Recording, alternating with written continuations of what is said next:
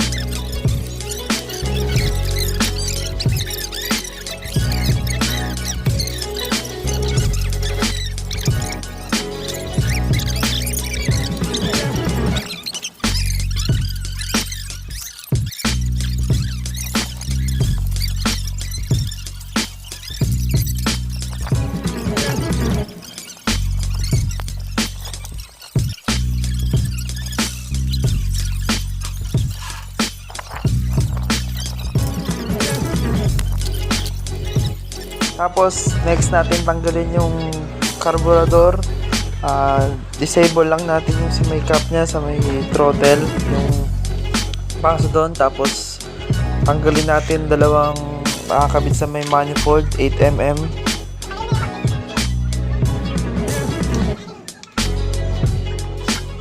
Then, check na rin natin yung spark plug kung may kuryente or malakas pa yung kuryente ng spark plug natin. At linisan na rin natin yung tip ng spark plug natin.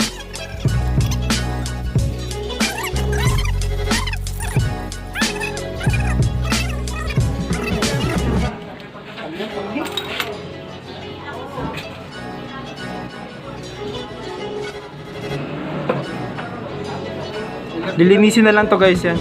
Basang-basa. Titignan natin kung may kuryente pagkatapos malinis. Isang pala kami.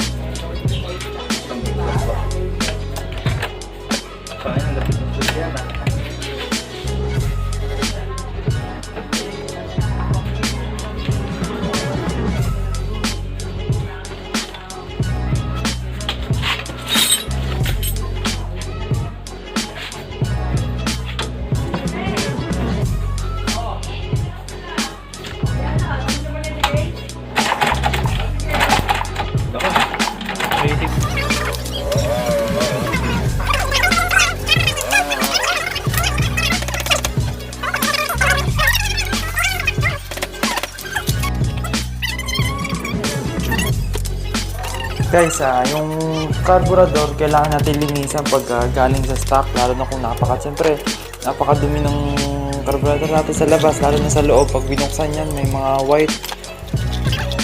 white na may ipon. Tapos yung sa may throttle slide natin, yung tinatawag natin baso, kadalasan may stock yan. Kaya hindi natin nai-stock yung throttle, hindi natin na gagalaw kasi nai-stock yung throttle slide natin. Kailangan natin linisin yun guys.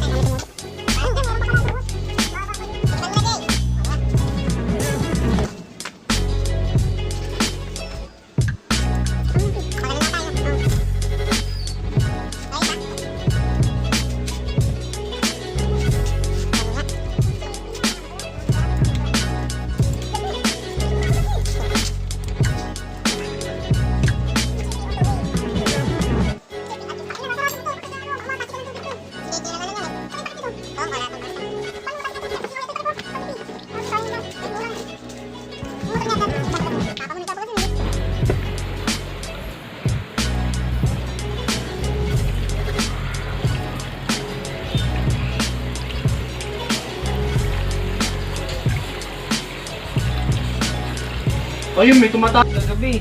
Yun guys, nakabit na namin yung carb, airbox, tapos tingnan natin kung mag-i-start siya. Tapos kung may ibang maingay sa makina. Yan, start na natin. Tingin mo, makakapalit pa sa akin yun? Ano yung ingay niya guys?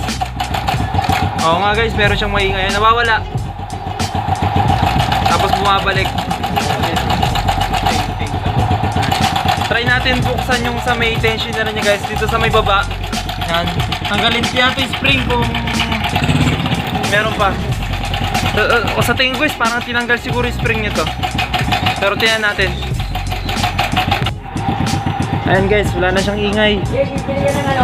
Yung sinabi ko kanina guys, hindi ko na napakita kung paano ginawa. Pero nagdagdag lang ako ng spring. Ito yung spring, ito yung sa may preno sa likod, sa mga drum brake, yung sa may ano ng rod. Pumuto lang ako ng mga kalahati nito. Tapos inilagay ko muna yun. Tapos yung stock na spring na nakalagay dyan, dinagdagan ko lang. Ngayon guys, wala na siyang ingay. Pakinggan nyo.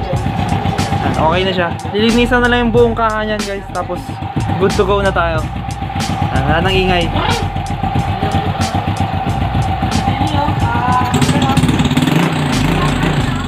Guys, salamat sa panonood.